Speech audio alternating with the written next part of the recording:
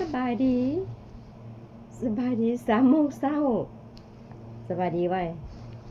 ลาตื่นเช้าได้ บ่ได้หลับได้นอนนำได้เบิ่งเอานี่น่ะไปเพ้ออยู่กล่องนั่นน่ะไปเพ้ออยู่โทรศัพท์นั่นโอ้ยกูตื่นแบบนี้บัดนี้เด้อเฮ็ดแต่มือเดียวนี่พอได้ยินบ่ลูกได้ยินบ่ลูกสาวมึงแม่มันเตื้อยเด้ได้ยินบ่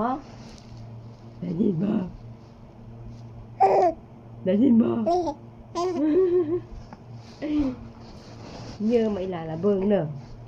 เบิ่งอีหลานี่ตื่นเช้าโพดแม่บ่ได้หลั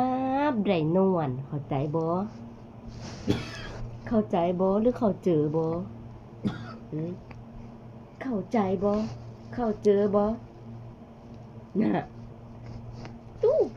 มันพุ่งนี่มันยังเข้าเจอบ่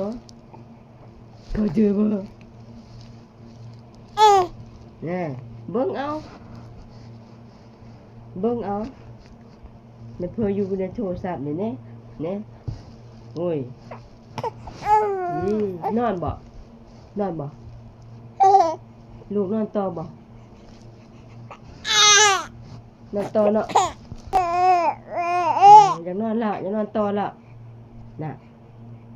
โอเคบ๊ายบายก่อนบ๊ายบาย